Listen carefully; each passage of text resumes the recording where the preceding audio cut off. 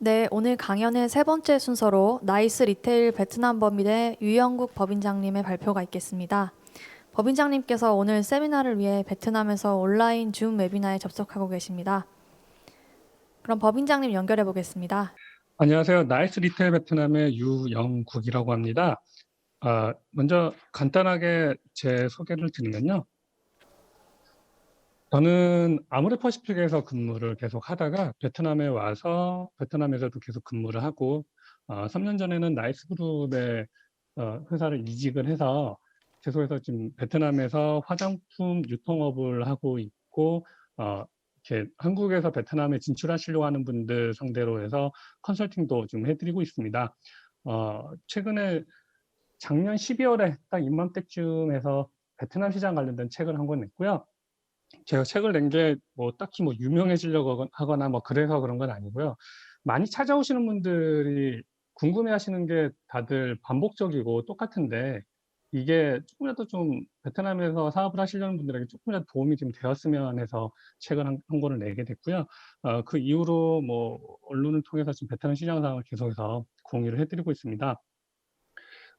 코로나 때문에 조금 많이 달라지긴 했는데 작년까지만 하더라도 베트남에 찾아오시는 분들의 모습을 제가 카카오 프렌즈 이모티콘을 좀 활용해 가지고 좀 그려 보면요. 많이들 이제 베트남이 포스트 차이나로 언급을 하다 보니까 특히 중국에서 사업을 하시다가 이제 최근에 한 5년 전부터 중국 사업이 좀 한국 기업들한테 좀 어려워지다 보니 베트남을 중국의 다음 나라로만 막연하게 생각들 하고 오세요. 그래서 이제 상담을 하다 보면 제가 이제 베트남 상황이 한국에서 알고 계시는 거하고는 다른 점을 특히 이제 리스크 중심으로 제가 이제 설명을 드리다 보니까 왜냐하면 이제 언론에서든 이제 다른 분들 통해서 베트남에 대해서 너무 좋은 부분만 부각돼서 듣다 보니까 제가 그 균형을 좀 맞춰 드리기 위해서 좀 부정적인 부분을 조심하셔야 될 부분 리스크 중심으로 말씀드리다 보니까 나도 중국에서 사업을 10 년, 20년 해온 사람이고 꽤 잘해 왔는데 나를 무시하는 거냐. 또는 다들 베트남 시장이 괜찮다고들 하는데 왜 당신은 이렇게 부정적으로 이야기하는 거냐. 실제로 어떤 분은 저한테 대기업에서 우리 중소기업의 이 좋은 시장을 못 들어오게 하려고 일부러 부정적인 이야기를 하는 거 아니냐라고 말씀하시는 분들도 있었습니다, 실제로. 근데 이제 이런 기조가 2018년 하반기부터 많이 좀 꺾이기 시작했습니다. 왜냐하면 베트남 시장을 정말 황금알을 낳는 시장으로만 생각들 하시다가 막상 와 보니 쉽지 않더라. 그리고 베트남에서 판매가 되게 잘 될 거라고 생각하셨던 분들이 판매가 너무 안 좋다 보니까 그 주변 분들 통해서 인제 이야기가 아 많이 전달이 좀 돼서 이제는 베트남 시장에 대해서 거품들이 많이 좀 꺼지는 상황입니다. 그런데 제가 지난 10년 동안 "베트남 시장은 아직 멀었습니다. 멀었습니다."라는 이야기를 회사에도 했고 저를 찾아오시는 분들에게도 했고 제 개인적으로 운영하는 블로그에서도 항상 이야기를 해 왔는데 이제 2020 년부터는 "베트남 시장이 되게 괜찮은 상황이다."라고 이제 제가 인제 말을 해 오는 상황인데 그게 인제 예기치 않게 코로나가 터지긴 했지만 제가 지금 이제 1년 동안 코로나 상황 속에 베트남에 있다 보니 오히려 코로나 때문에 베트남이 더욱 부각되고 정말 진정한 중국의 대안 시장이 되어 버렸습니다. 그게 왜 그런지 이제부터 좀 설명을 좀 드리려고 하는데요. 간단하게 베트남 시장 현황에 대해서 설명을 드릴게요. 뭐 이런 자료는 코트라를 통해서도 많이 보시고 하셨는데 여기서 중점적으로 보셔야 될 것이 지금 베트남은 두 개의 큰 도시가 북쪽과 남쪽으로 나눠져 있습니다. 북쪽에는 많이 들어보셨을 하노이가 수도로 있고요. 남쪽에는 많은 분들이 베트남 수도가 호치민으로 잘못 알고 계시는 이 호치민이라는 도시가 있는데요. 또 이 베트남 관련된 자료는 좀 자세히 보셔야 될 필요가 있는데 아 베트남 인구는 1억이라고 말씀하시는 분들도 있고 9,500만이라고 하는 데도 있고 뭐 글로벌 자료에 따라서 조금씩 다르긴 한데요.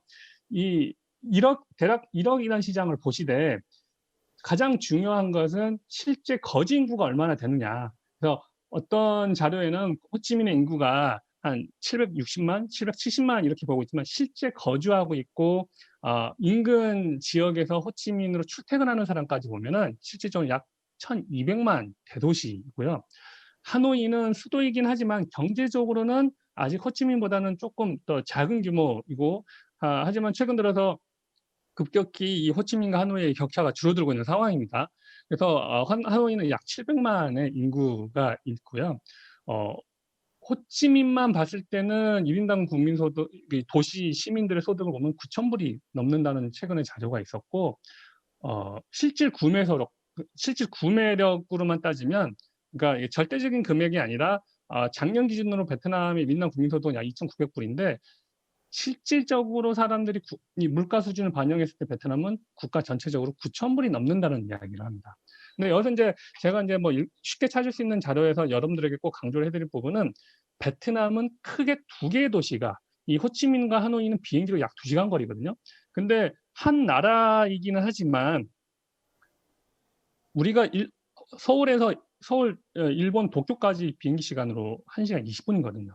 근데 호치민 하노이가 비행 시간은 2시간입니다. 잘 생각해 보시면요.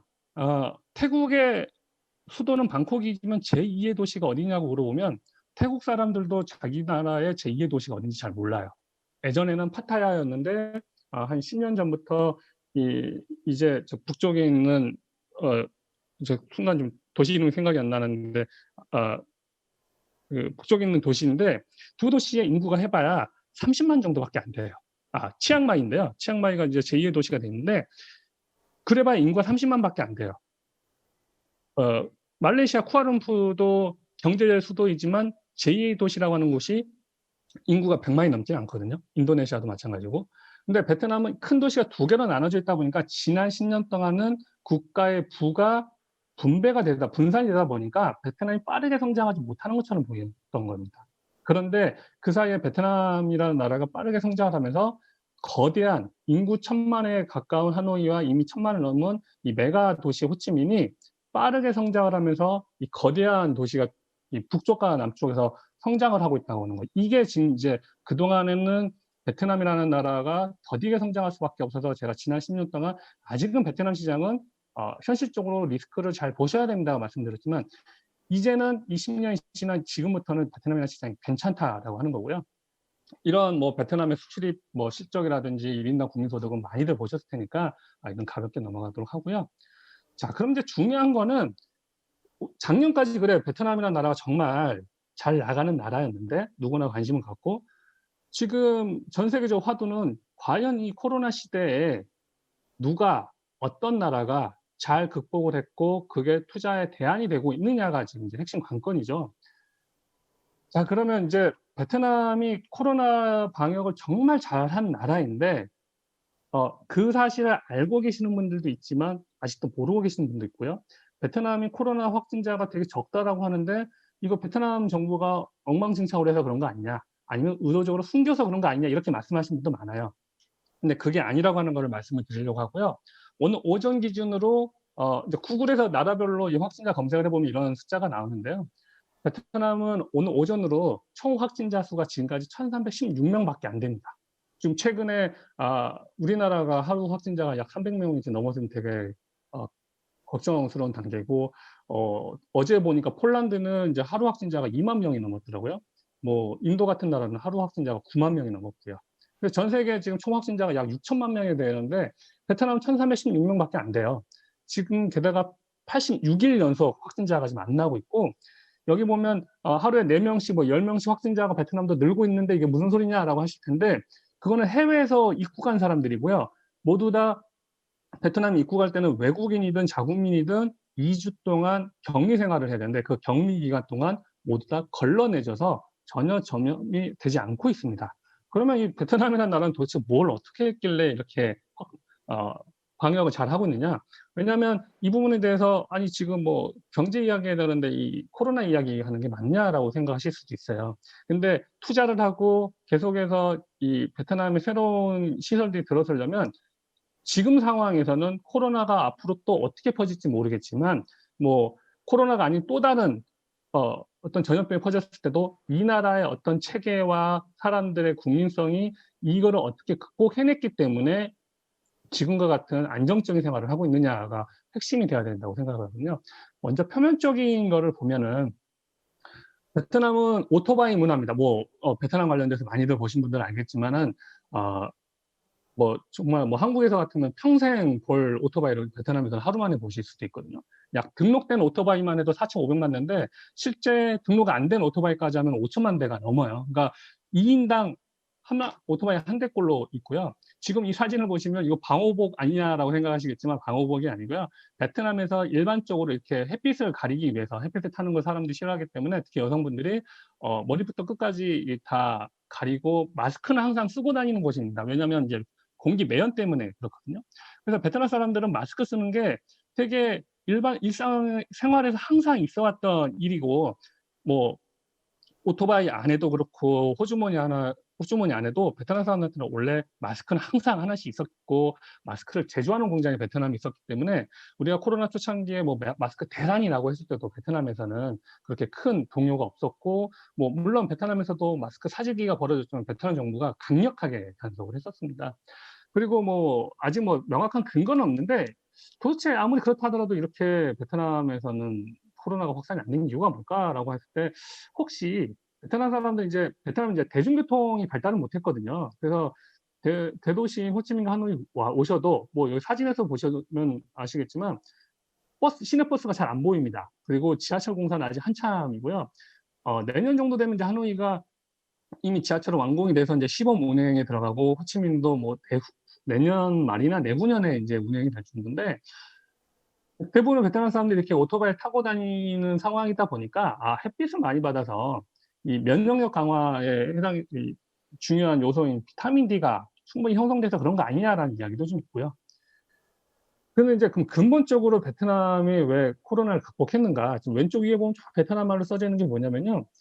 어, 감염 의심자가 발생을 하면 베트남 정부가 저렇게 저 사람이 몇 날 몇 시에 어느 장소를 갔고 어떤 사람들과 접촉을 했고 이 사람이 사는 곳은 어디고 근무하는 사무실은 어디다라고 하는 정보를 온라인을 통해서 쫙 퍼뜨립니다.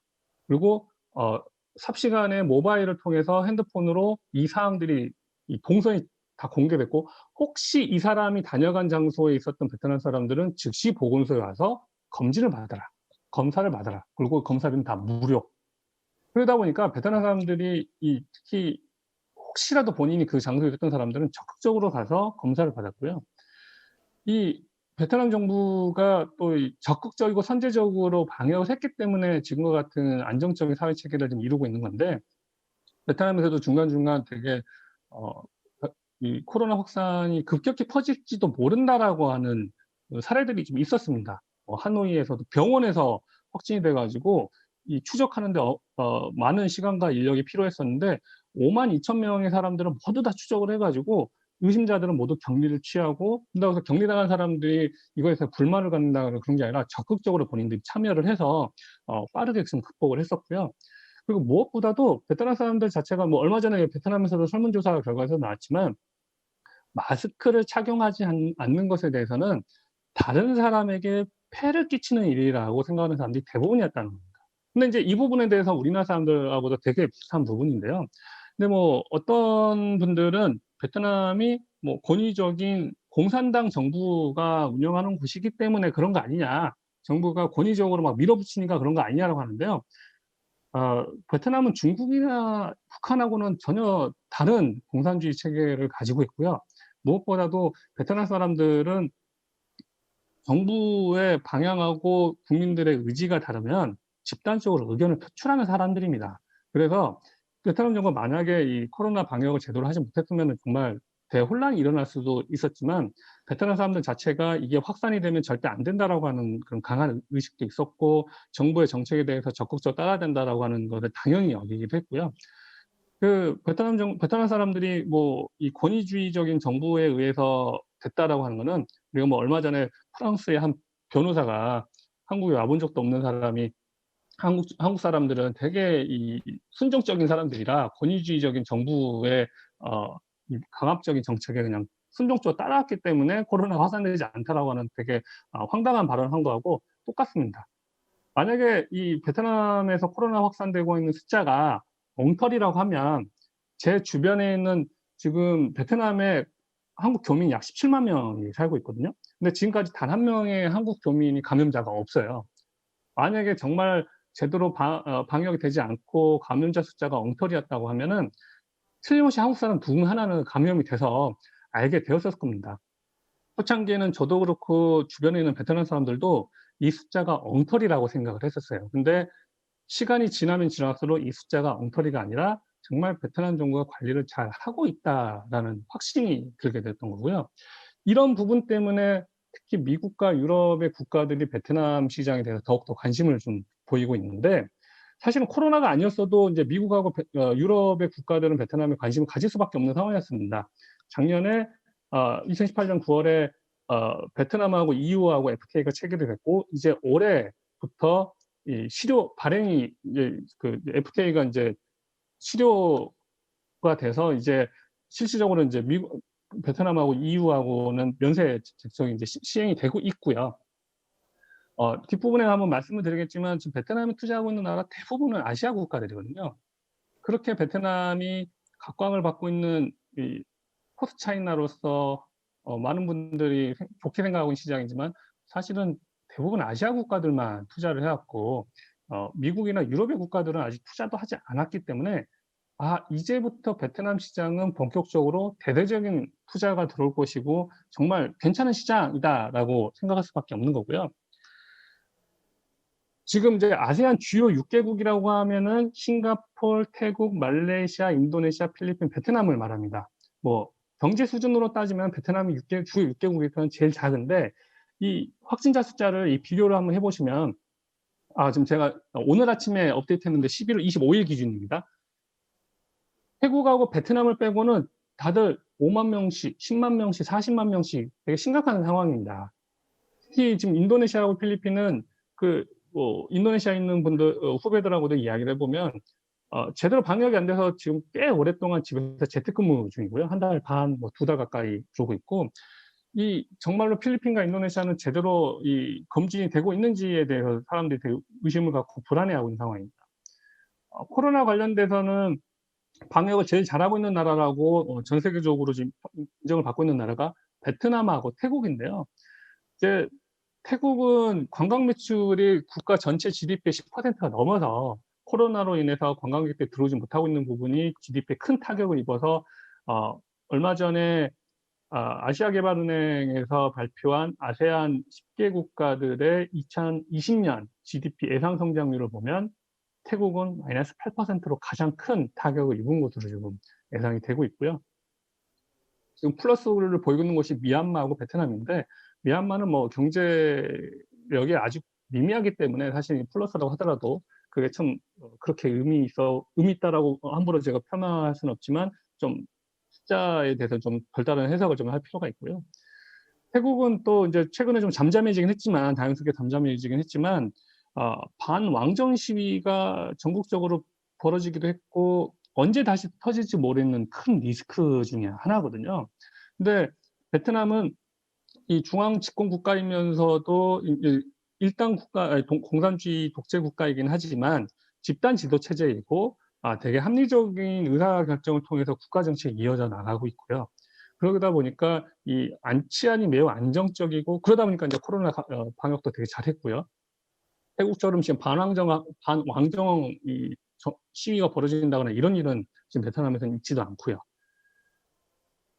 그리고 이제 아까 말씀드린 대로 올해 8월부터는 EU하고 FTA 시행으로, 특히나 실질적으로 코로나 청정 지역이라 불릴 만큼의 이 베트남의 특히 유럽과 미국의 자본들이 매우 많은 관심들을 좀 보이고 있습니다. 지금 이 사진들은 제가 다 직접 찍은 사진인데요. 이 코로나 상황 속에 정말 방역을 잘하고 있다고 하는 우리나라에서도 이제 뭐 며칠 전부터 이제 2단계로 격상되면서 이제 밤에는 식당들이 뭐 문을 못 열고 그러는데, 사실 베트남에서는 마스크를 착용을 안 하고 다녀도 걱정이 안 되는 단계에 이르렀고요. 뭐 오토바이 타고 다닐 때는 당연히 이제 매연 때문에 마스크를 쓰지만, 걸어 다닐 때는 저도 뭐 깜빡하고 밥 먹으러 갈 때 마스크 쓰지 않아도 크게 걱정하지 않고요. 지금 이 사진에 보면 사람들이 꽉꽉 차 있는데요. 제가 이제 요즘 들어서 베트남 시장 상황이 어떤지가, 실물 경제가 어떤지가 궁금할 때는 사람들의 화장하고 다니는 모습하고 이 식당들이 어떻게 되어 있는지를 좀 보고 있어요. 지금 오른쪽 두 번째 있는 사진은 여기 베트남 호치민에 있는 롯데 호텔이거든요. 근데 이제 제가 지인들하고 뷔페를 먹으려고 간 건데 뭐 사진에 다 나와 있진 않은데 저희하고 다른 한 테이블 한국 사람들이 있는 한 테이블에서 딱 두 테이블만 한국 사람들이고 나머지는 꽉 찼는데 다 베트남 사람들입니다. 이 5성급 호텔에서 점심 뷔페라고 하더라도 1인당 약 4만 원 정도인데 베트남 사람들로 꽉 차 있고요. 뭐 오른쪽 아래 보면 이 전보 식당이라고 뭐 아시는 분들은 아시겠지만 이제 싱가포르 식당인데 주말에 이 식당을 가려고 물론 이제 전에는 제가 갔을 때 예약을 할 필요가 없는 식당이었는데 이 코로나 상황 속에 그리고 가격도 꽤 비싼 가격대에 좀 전에 말씀드린 호텔 식당이라는 이 전보 식당에 꽉 차서 이 사람들이 다 대기하고 있는 사람들이에요. 제가 토요일 날 오후 5시 반에 문 열 때쯤에서 갔는데 1시간 반 후에나 자리가 있을 수도 있다. 있다가 아니라 있을 수도 있다라고 말할 정도로 베트남에서는 지금 중산층들 중심으로 해서 소비력이 오히려 급증하고 있습니다. 이 부분은 좀 의아스러우실 수도 있는데요. 그전에는 베트남도 꽤 많은 관광객들에 의해서 그리고 베트남에 들어와 있는 외국인들에 의해서 고급 식당이나 쇼핑몰들은 북적였습니다. 그런데 그 외국인들 소비자들이 이렇게 빠지고 나서 보니까 베트남 중산층들이 그 자리를 다 채우고 들어가고 제가 이거를 뭐 어느 한 날에 찍은 게 아니고요. 지금 5월 달부터 해서 이제 베트남에서 또 격리가 다 끝나고 이제 코로나 확진자가 더 이상 생기지 않는다라고 이 안정적인 상황이 되었을 때 식당들을 지금 제가 5월부터 지금 거의 6개월째 꾸준히 보면서 찍은 사진들이거든요. 근데 식당들이 주말뿐만 아니라 평일에도 꽉꽉 차 있고요. 최근에 새로 생긴 식당들은 보면 이 베트남 중산층을 상대로 해서 점심 식사가 우리나라 돈으로 15,000원에서 25,000원 사이대 가격대 식당들이 많이 생기고 있는데 점심에 꽉 찹니다. 한국에서도 사실 점심 식사 한 끼로 15,000원이면 부담스러운 가격이잖아요. 이런 상황이고요. 지금 오른쪽에 보시면은 이제 베트남에서 신선식품을 찾고 그리고 오가닉 상품에 대한 관심들이 많아요. 오히려 코로나 때문에 사람들이 이제 전 세계적으로 이 건강에 대한 공포심이 이 경각심이 많이 높아지면서 베트남에서 오히려 '더 좋은 걸 먹어야 되겠다.'라는 생각에 중산층 상대로 중산층을 중심으로 해서 유기농 제품에 대한 제품들 그 관심도가 매우 높아졌고요. 오른쪽 아래에 보면은 영화 포스터인데요. 어 한국에서 관객 한 550만 동원했던 완벽한 타인이라고 하는 영화의 이 한국 영화를 갖다가 베트남 버전으로 리메이크한 영화가 최근에 한 달 만에 200만 관객을 돌파해서 대흥행을 하고 있습니다.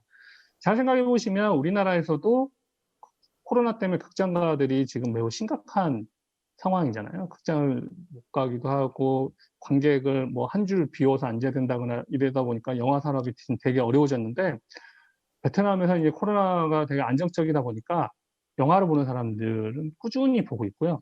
뭐 당연히 뭐 한국하고 비교할 수 없을 정도로 작은 영화 시장이다 보니까 베트남에서 200만 관객이라 그러면 한국에서 약 1,000만 관객 돌파한 거하고 같은 상황이거든요.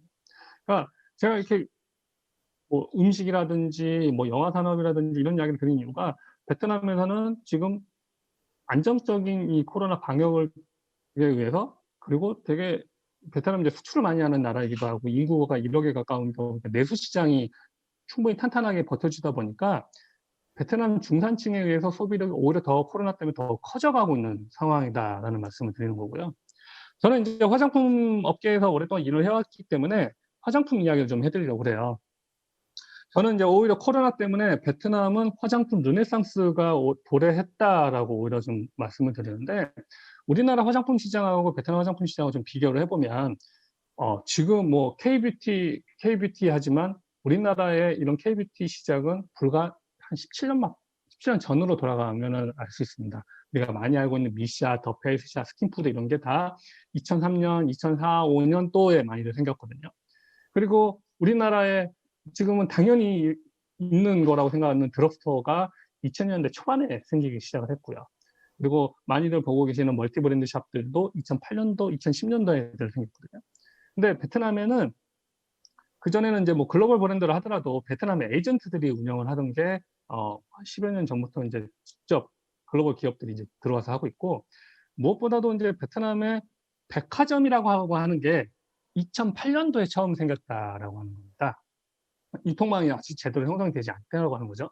그쵸. 그리고는 이제 2011년도부터 해서 홈쇼핑이라고 하는 게 생기기도 시작을 했고, 본격적으로 백화점들이 들어오기 시작을 했고요. 그리고 2016년도부터 베트남 자체적인 화장품 편집샵들이 생기고, 그전에는 다 현금 계산을 하다가 이제 포스, 우리가 틱틱 찍는 거 있잖아요. 바코드 찍는 거.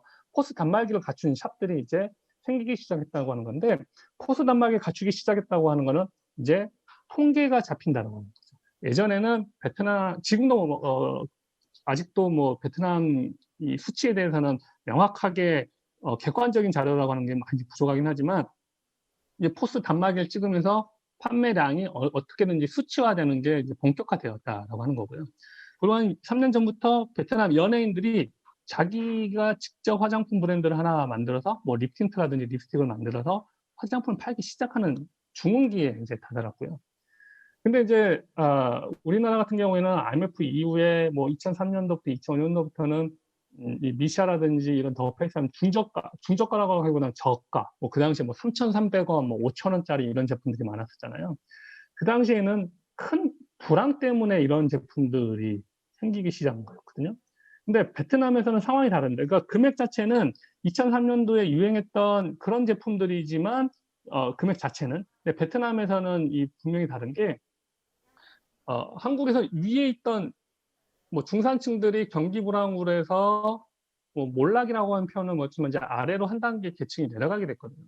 근데 베트남에서는 경제 수준이 올라가면서 아래 계층에 있던 사람들이 한 단계 올라가서 만나는 상황이에요. 그러니까 위에서 아래로 내려온 것과 아래에서 위로 올라가는 상황인데, 이 판매가 절대 금액은 같지만 한국에서는 이제 보통 합리적인 소비라고 많이 하잖아요. 근데 뭐 스마트한 소비라고 하지만 사실은 나는 샤넬이나 루이비통을 사고 싶은데 돈이 없어서, 최근 경기가 불안해서 지금 돈을 직장에서 급여를 받고 있지만 앞으로 경제가 위축될지도 모르고, 뭐 집값은 꾸준히 올라가서 대출금은 갚아야 되고, 이런 상황 때문에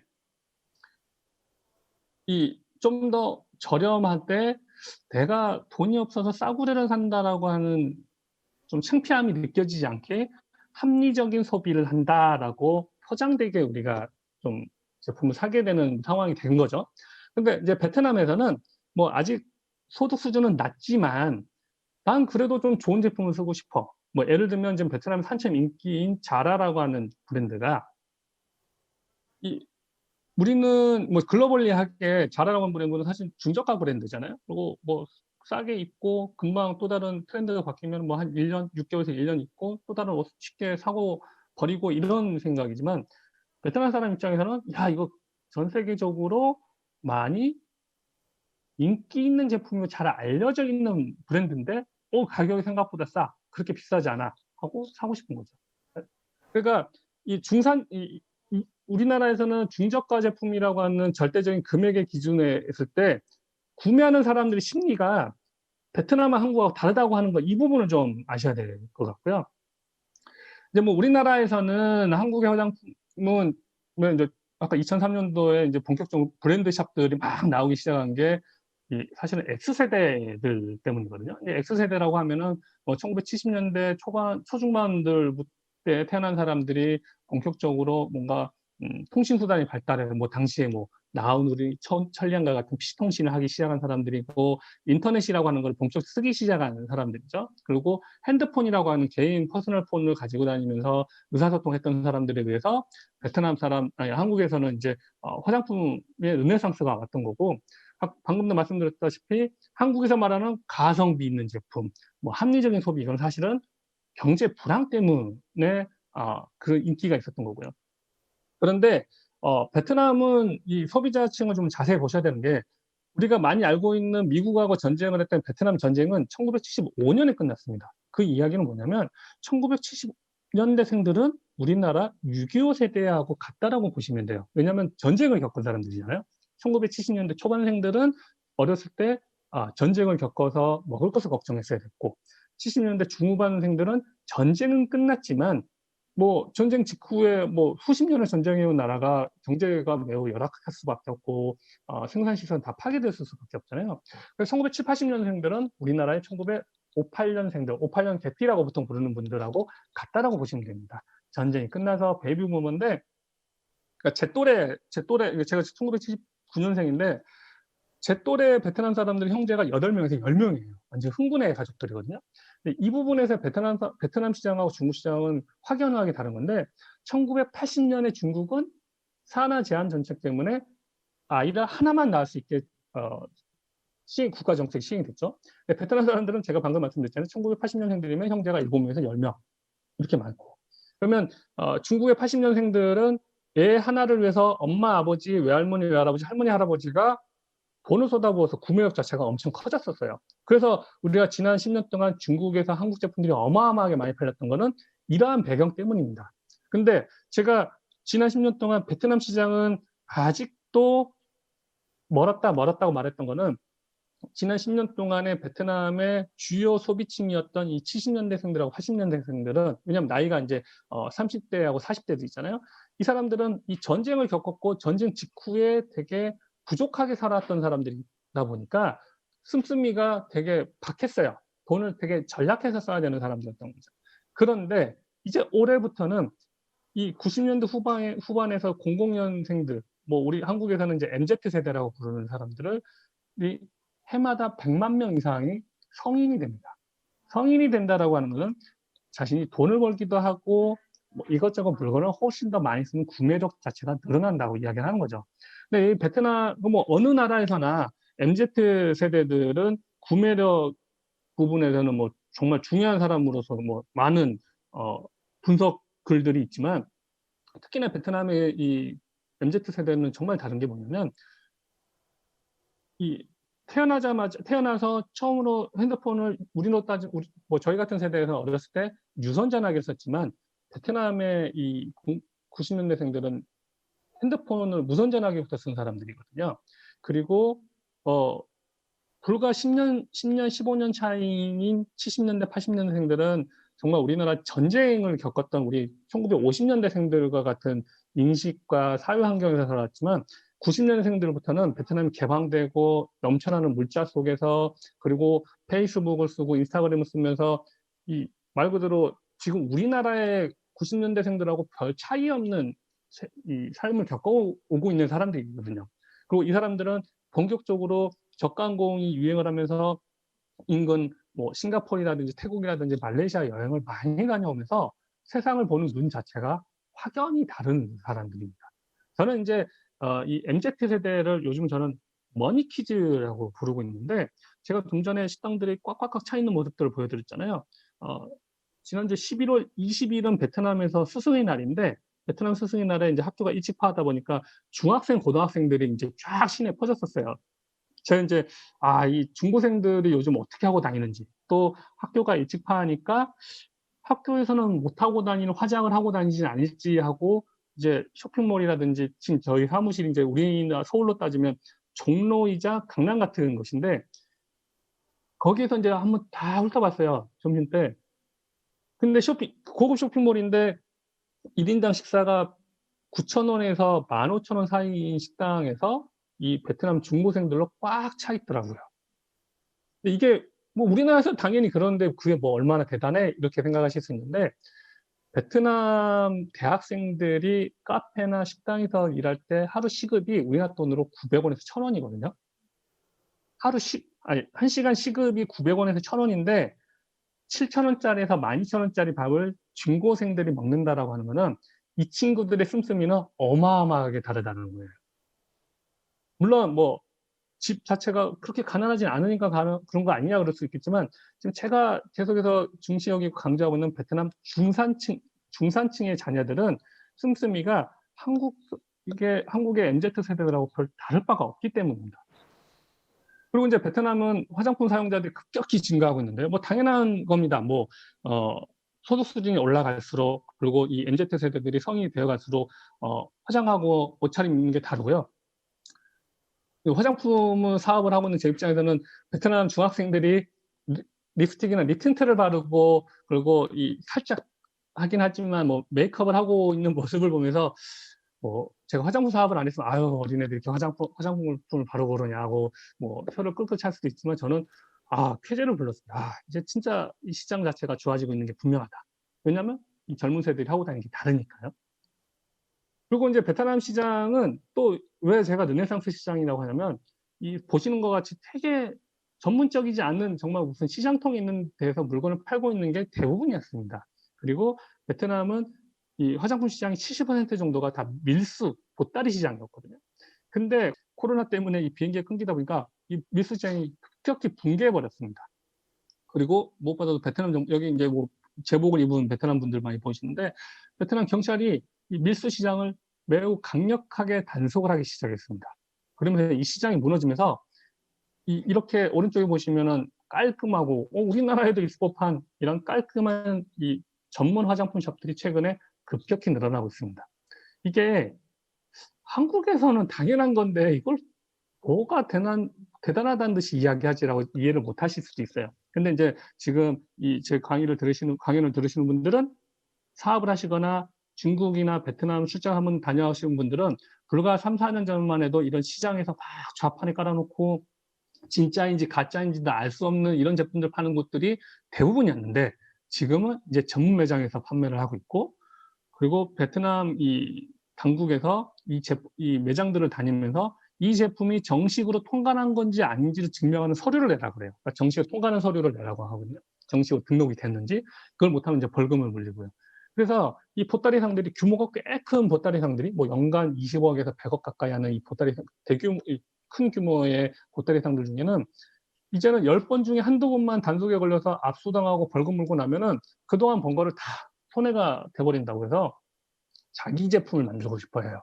그래서 베트남 사람들이 지금 한국 화장품 제조업체를 통해서 자기만의 브랜드를 만들고 있는 사람들이 많습니다. 또 무엇보다도 베트남의 FPT라고 하는 베트남 1위 ICT, 그러니까 IT 기업인데 이곳이 지금 이 롱짜오라고 하는 약국 체인인데요. 50개의 약국 매장을 가지고 있는 것을 운영을 하고 있고요. 작년 말부터 하노이를 중심으로 해서 FPT 뷰티라고 하는 이 화장품 전문 매장을 지금 한 12개 정도 운영을 하고 있어요. 지금 뭐 코로나 때문에 매장 확장이 좀 주춤하고 있긴 하지만 아마 내년 정도 되면은 훨씬 더 많아질 거고요. 그러니까 핸드폰을 팔고 있던 업체가 그리고 뭐 이 업체가 물론 핸드폰뿐만 아니라 뭐 기업 IT 솔루션이나 이런 걸로 하는 꽤 유명한 회사인데 이 회사가 화장품 시장에 뛰어들었다는 거죠. 그리고 이제 이 태저디동이라고 하는 베트남에서 1위 핸드폰 가전제품 판매하는 업체인데 이 업체가 약국 체인을 열기 시작했고요. 그리고 박화산이라고 하는 이 신선한 채소류를 팔고 있는 업체인데 저는 이 업체가 내년이면은 화장품 사업에 뛰어들 걸로 판단을 하고 있습니다. 왜냐하면 베트남의 이런 업체들이 이 화장품 시장 아니 제약회사를 이 업체들이 다 제약회사도 인수했거든요. 제약회사를 가지고 있거나 약국 체인을 운영하거나 건강과 뷰티 시장이 이제 베트남 시장에서 사람들이 소비를 많이 할 것이다라고 판단하는 이제 끼어든 거거든요. 그리고 그 이외에 이제 부동산 개발 업체들도 코로나 때문에 본업들이 힘들어지다 보니까 이 업체들이 화장품 시장에 지금 뛰어들고 있습니다. 그래서 지금 내년 사업 계획으로 해서 저희랑 뭐 상담도 하기도 하고 그러는데 화장품 시장을 참여하려면 어떻게 하든지 그리고 뭐 어떤 제품 만들어야 되는지 이런 이야기들을 하고 있고요. 뭐 그러니까 아마 이제 저는 제 생각에는 2-3년 내에 베트남판 미샤 같은 브랜드가 나오지 않을까라고 생각이 들어요. 베트남에서는 이제 사람들의 단순하게 시간이 지나면 베트남 1인당 국민소득이 올라갈 것이다. 뭐 젊은 사람들이 많아지니까 화장품을 많이 할 것이다. 이런 정도가 아니라 베트남에서 사업을 하고 있는 기업들 자체가 움직이다 보니까 제가 좀 전에 지금까지는 베트남 화장품 시장 70%는 밀수 화장품 시장이었다고 말씀을 드렸잖아요. 근데 이 베트남 대기업이 참여를 하다 보면 밀수 화장품 시장에 대해서 강력한 단속이 당연히 따를 수밖에 없거든요. 이 대기업의 요구에 의해서. 그리고 베트남 정부가 맞춰서 또 강력하게 단속을 하고 있기도 하고요. 그래서 보통 베트남에 수출하시는 분들이 많이 물어보시는 것 중에 하나가 베트남 어디에 유통을 하면 어느 회사하고 계약을 맺으면 베트남 전국에 쫙 저희 물건을 뿌릴 수가 있을까요? 유통을 할 수 있을까요? 라고 물어보시는 분들이 많으세요. 근데 베트남에는 사실 그런 데가 없고요. 하나하나 개별 뭐 도매상이라고 하시는 분들 만나서 많이 해야 되는데 그러다 보니까 많이 어려워요. 그때 이제 베트남 흐름 자체가 점점 현대식 유통 채널을 갖추기 시작하고 있고요. 2~3년 내면 뭐 전국적인 유통망을 가지고 있는 업체가 생길 거라고 저는 이제 보고 있습니다. 아까도 제가 잠깐 언급을 하긴 했는데요. 1988년부터 2018년까지 약 20년 동안의, 30년 동안의 베트남이 투자한 국가들의 순위를 보면 우리나라가 투자의 1위거든요. 그리고 최근 들어서 일본이 이제 투자를 많이 하면서 일본이 2위로 올라섰는데, 여기서 중요한 거는요, 1등부터 10등을 보면 9개가 다 아시아 국가들입니다. 뭐, 여기 5위의 버진 아일랜드가 뭐, 영토는 영국령이지만, 그게 이제 뭐, 세금 회피를 위해서 투자한 건데, 이것도 아시아 기업들의 돈이고요. 그러니까 여기서 뜻하는 바는 뭐냐면, 고정적으로 보면 베트남 시장 별거 없는 거 아니야? 수원 아시아 기업들만 투자를 했네? 게다가 상위 4개 기업이 50%가 넘게 투자를 하고 있고요. 근데 다시 생각을 해보시면요. 그 이전까지는 사실 베트남의 이 투자 관련된 지표, 경제 지표는 명확하지가 않았어요. 특히 서양 사람들은, 미국이나 유럽의 서양 사람들은 지표가 투명하지 않고 명확하지 않다라고 해서 베트남에 투자하는 건 되게 꺼려했거든요. 근데 이제 점점점 수치가 투명화되고 객관화되기 시작을 하면서 이제 유럽과 미국의 기업들이 베트남에 들어오고 있습니다.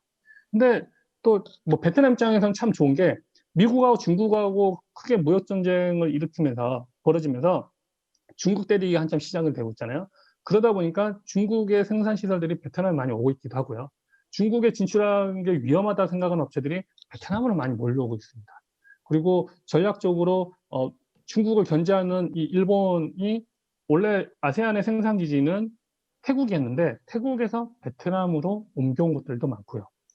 이 10등 중에 9위가 태국인데요. 최근 뭐 2019년, 2020년만 보면 태국의 순위가 점프업을 합니다. 태국의 대기업들이, 유통업체들이 베트남에 투자를 많이 하고 있습니다. 올해부터 베트남하고 EU하고 FTA가 시작됐다고 했잖아요. 이제 코로나가 내년 무대도 상반기 정도 되면 많이 완화가 될 건데 베트남에 투자하는 유럽과 미국의 기업들이 더욱 많아질 겁니다.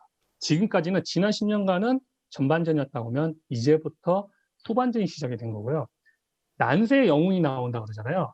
만약 코로나가 아니었으면 베트남의 성장은 오히려 더 더뎠을지도 모릅니다. 근데 코로나라고 하는 대이변이 벌어지면서 이 난세가 벌어지면서 국가가 코로나 방역도 잘하고 국민들이 잘 따라오기도 하고 여러 상황이 오히려 코로나 때문에 투명하고 현대식 유통 채널을 갖추다 보니까 베트남한테는 좋은 기회가 왔고요.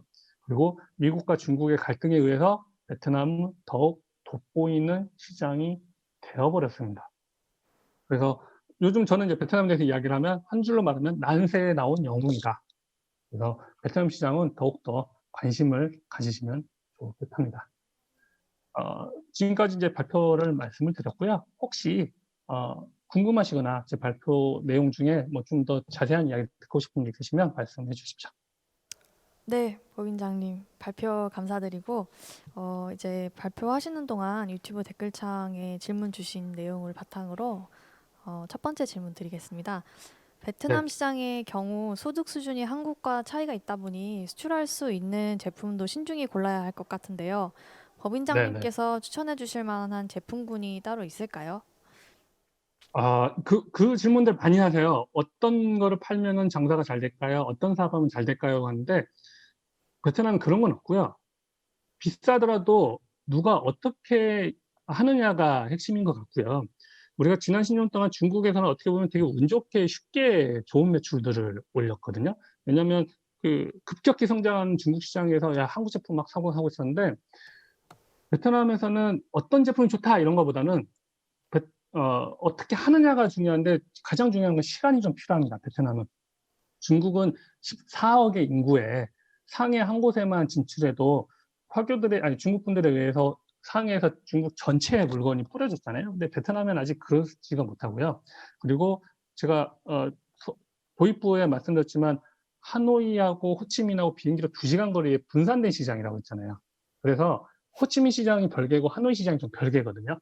네, 그 부분은 좀 아셨으면 좋겠고, 그리고 이제 상담 오신 분 중에 제일 좀 안타까운 거는, 물론 이제 베트남에 오기 전에 저도 마찬가지였지만 한국에서 잘 팔리는 제품이라고 해서 베트남에서 잘 팔린다는 보장은 없습니다. 예를 들면 화장품만 따지고 보면요. 한국에서는 이제 워낙 한국 분들이 많이 건조하시다 보니까 속까지 보습되는 제품들이 요즘 한참 유행이잖아요. 근데 베트남은 뭐 하노이는 겨울이 좀 있긴 하지만 이 남부 경제력이 더 큰 이 남부 시장으로 따지면 이 남부 쪽은 겨울이 없거든요. 1년 내내 무덥거든요. 그리고 뭐 1년의 절반은 건기고 절반은 우기인데, 이 한국에서 인기 있는 이 속보습 제품을 썼다가는 다음날 얼굴이 막 다 뒤집어져 버리거든요. 너무 영양감이 많아서. 그러니까 한국에서 잘 팔리고 좋은 사용감이라고 해서 베트남에서 꼭 좋은 제품이 아니라고 하는 거. 그런 시간을 가지고 베트남 소비자한테 좀 적합한 것들을 좀 했으면 좋겠고요. 뭐, 제가 이제 댓글 질문 중에 보니까, 아니, 진짜 베트남의 코로나 확진자가 그거밖에 안 되는 게 말이 되냐라고 생각하실 수밖에 없을 것 같아요. 그리고 뭐 유튜브에서 잘못된 영상들이 진짜 많거든요. 근데 베트남에서 살고 계시는 분들이 지인의 뭐 한두 달 건너면 틀림없이 있으실 거예요. 요즘 베트남에 사업하시는 분들이 많으니까. 실제로 코로나 확진자가 많으면 주변 분들이 그거 다 거짓말이야. 저라도 그렇게 말을 했을 거예요. 근데 여기 와서 보시면 아실 겁니다. 나중에 이제 코로나가 많이 완화되고 여행 다니시는 분들이 많아지다 보면 가지고 계신 오해는 분명히 풀리실 거라 생각을 합니다. 네, 답변 감사드립니다. 그럼 두 번째 질문으로 베트남에서 일본이나 중국 기업의 제품과 비교했을 때 한국 제품의 강점이 무엇이고 이 점을 어떻게 마케팅할 수 있을까요? 저는 이제 뭐 지금 짧게 설명드리면 그러긴 한데, 어, 그리고 한국 제품을 선호하는 사람들은 어느 나라에서나 중산층들이라고 생각을 하거든요. 중상이 아니고 중산층들인데, 좀, 표현 좀 그렇게 하지만 좀 부족하게 살다가 좀 먹고 살만해지면서, 아, 이 제품 되게 괜찮은 것 같다. 되게 뭐, 상류 제품을 쓰기에는 내가 경제적인 부담이 있다라고 했을 때 한국 제품들을 많이 선호하는데, 지금 중국에서 우리나라 제품들이 많이 어렵잖아요. 근데 그게 꼭 사드 때문이 아니라, 업계에 계신 분들은 아시겠지만 사드가 발바닥 이전에도 2, 3년 내에 이제 한국 제품들은 힘들어질 거라는 이야기는 업계에 계신 분들 다 이야기를 많이 했었어요. 왜냐하면 중국에서 한참 엄청나게 한국에서 많이 여행을 오다가 옮겨간 곳이 일본이거든요. 그거는 중산층들이 이제 소득 수준이 올라서 중상층이 되고, 상하층들이 되면서 그 사람들은 다음 단계로 일본을 가게 되고요. 이제 일본 뭐 지금 코로나 때문에 이제 일본으로 중국 사람들이 많이 못 가긴 하지만, 일본에서 그렇게 싹쓸이 여행을 하고 구매를 하던 사람들이 이제 유럽으로 넘어갑니다. 그 단계가 있다라고 하는 걸 좀 알아주셨으면 좋겠고, 한국 제품만의 매력은 아까 말씀대로 가성비예요. 근데 우리나라에서 가성비는 위에서 경제가 어려워지면서 아래로 내려가서 만난 중간 단계고, 베트남에서는 아래에서 나도 이제 좀 괜찮은 것 좀 사고 싶은데 많이 알려진 거 사고 싶어, 그리고 믿을 만한 거 사고 싶어 해서 올라온 단계라고 하는 거, 그 차이고요. 어, 중국 제품은 베트남 사람들이 중국을 엄청 싫어합니다. 그 1000년 동안 중국의 지배를 받아온 것도 있고, 지금도 영토 분쟁 때문에 많이 싫어하기도 하고요. 그래서 메이드 인 차이나라고 하면은 먹는 것이든 쓰는 것이든 엄청 싫어하는데, 뭐 요즘 들어서 많이 팔리는 것들도 있어요. 되게 저가 제품.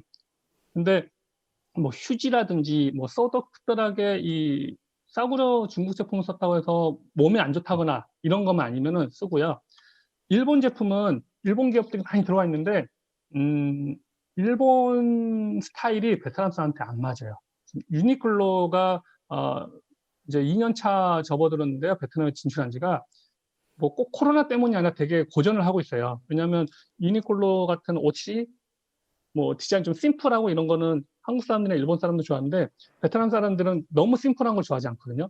딱 자라 정도 되는, 적당히 화려하다라고 표현하기는 그렇지만 좀 적당히 뭔가 좀 이렇게 알록달록한 게 있는 거를 좋아하다 보니까 일본 제품을 뭐 당연히 나쁘다고 생각은 하진 않고요. 뭐 베트남 중상층에서는 좋은 기술력에 의해서 일본 제품 좋아한다고는 하지만 그렇게 대중적으로 막 하고 있진 않아요. 네, 답변 감사드립니다. 그럼 이제 세 번째 질문으로 코로나 영향으로 베트남 소매업의 임차료가 많이 내려갔나요? 빈콤 동토이에 마츠모토 기요시나 왓슨스 등 해외 화장품 업체들이 많이 들어가 있는데 이들 글로벌 기업의 경쟁 현황과 소비자들의 선호도가 궁금합니다. 임차료는 어, 좀 질문 주신 분은 이제 베트남에서 좀 잘 아시는 분 같은데 어, 들어보면은 임차료를 내려주신 분도 있고요. 안 내려주신 분도 있어요. 뭐 베트남 임차료가 한국에서 생각하시면은 베트남 소득 수준 생각하면 임차료가 되게 쌀 거라 생각하셨다가 낭패 보시는 분들이 많은데 엄청나게 비싼 그 임대료를 가지고 있거든요. 근데 코로나 때문에 임차료를 많이 내려줬을 거라고 그러니까 시내 한복판에서는 임차료를 안 내려주는 건물주들이 대부분이고요. 좀 중심지에서 벗어난 곳에서 사업하시는 분들은 건물주가 임차료를 좀 내려주는 것도 있고요. 그리고 뭐 아파트 같은 경우에는 이제 저 같은 경우는 이제 내고 있는 월세를 저희 집주인 같은 경우는 한 20% 정도 깎아줬거든요. 근데 이제 그리고 좀 질문 주신 것 중에 마츠모토 기요시나 왓슨스 같은 글로벌 드럭스토어의 반응이 어떠냐라고 물어보셨는데 왓슨스는 이제 들어온 지 2년 됐는데 만 2년 다 돼가는데 이제 매장을 6호점까지 열었어요. 근데 아, 기대한 것보다 많이 좀 안 좋죠. 안 좋고 마츠모토 기요시는 이제 한 2달 됐는데 너무 일본스러워서 어, 베트남 소비자들이 좀 외면하고 있는 상황입니다. 근데 뭐 마츠모토 기요시는 이제 오픈한 지 몇 개월 안 돼서 좀 더 보긴 봐야 되는데 왓슨스든 마츠모토 기요시든 여기서 초반에 실수한 것들이 뭐냐면 마츠모토 기요시는 일본 제품들 위주로 많이 깔았어요. 근데 베트남 사람들이 일본 제품만 선호하는 건 아니거든요. 그러니까 그거 왓슨스도 이제 워낙 여기서 뭐 홍콩 기업이긴 하지만 중국이나 홍콩에서 왓슨스의 한국 화장품들이 판매도 잘 됐고 인기도 많아서 한국 제품들을 많이 런칭을 했는데 한국 제품 위주로 초반에 하다 보니까 베트남 소비자들이 많이 싫어했어요. 왜냐하면 그 당시에는 어, 밀수 제품들로 왓슨스보다 더 싸게 살 수 있는 업체들이 많았거든요.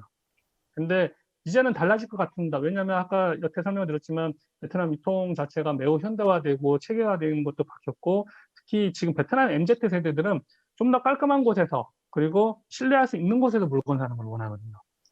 지금 21살, 23살 정도 사이의 친구들은 베트남 인터넷에서 물건 살 때도 베트남의 3대 이커머스몰인데 한 군데는 정식 수입 통관하는 제품이 아니면 팔 수 없는 곳이 있어요. 나머지 2군데는 아직도 보따리 제품들이 많은데 젊은 친구들일수록 정식으로 통관하고 신뢰할 수 있는 곳에서 물건 사는 걸 선호합니다. 그래서 매우 과도기적이긴 한데 이제 1, 2년 내에 우리가 한국에서 생각할 때 매우 일상적으로 당연히 그렇게 될 거라고 생각하는 정상화란 표현이 그러긴 하지만 그런 과정으로 지금 바뀌어가고 있다라고 하는 말씀을 드릴 수 있을 것 같습니다. 네, 자세한 답변과 인사이트 감사드리고 시간 관계상 이제 마지막 질문 드리겠습니다. 주로 네. 소비자 품목에 대해서 언급을 해주셨는데 산업재 품목에 대한 판매 증대 전략은 어떤 것들이 있을까요? 특히 아까 말씀하셨던 것처럼 중국산 극도로 싼 제품들을 선호하는 경우가 있던데 이에 비해 비교적 가격이 높은 한국산 제품을 판매할 수 있는 전략이 있을까요? 이 부분은 뭐 제가 소비재 쪽에서만 있다 보니까 산업재 쪽에 대해서 제가 뭐 감히 드리기는 좀 어려울 것 같고요. 근데 주변 지인분 중에 예를 들면 뭐 아파트에 들어가는 창호 샤시 만드는 업체 법인장이 계시는데 딱 지금 질문 주시는 것처럼 이런 부분 때문에 엄청 힘들어하세요. 왜냐하면 베트남 업체들하고 미팅하다 보면 중국산이 훨씬 싸다 보니까 그거를 선호하고 한국 제품은 비싸다고 해서 외면당해서 사업을 하기가 되게 어렵다라고도 많이 말씀들 하시더라고요. 근데 아직까지는 이제 베트남 소비자들이 여기서 아파트에 들어가는 이런 산업재들이 어떤 게 고급스러운 거고 어떤 게 중국의 저가인지에 대해서는 인식을 할 수가 없잖아요. 근데 베트남 소비자들이 이제 그런 거에 대해서 알기 시작해 가고 있는 것 같습니다. 뭐 한국에서는 뭐 우리 인테리어 어떻게 했고 이런 부분이 아파트 입주할 때 되게 중요한 요소가 되기도 하잖아요. 근데 이런 산업재에 대해서 사람들이 이제 소비자들이 이제 인식을 하는 단계는 올 것 같은데 제가 이 업계에서 일을 하고 있는 사람이 아니다 보니까 지금 질문 주신 분이 원하신 만큼의 답변은 솔직히 잘 못 드릴 것 같습니다. 네, 감사합니다. 그럼 이제 이번 세션을 마무리하도록 하겠습니다. 베트남에서 발표를 해주신 유영국 법인장님께 큰 감사드립니다.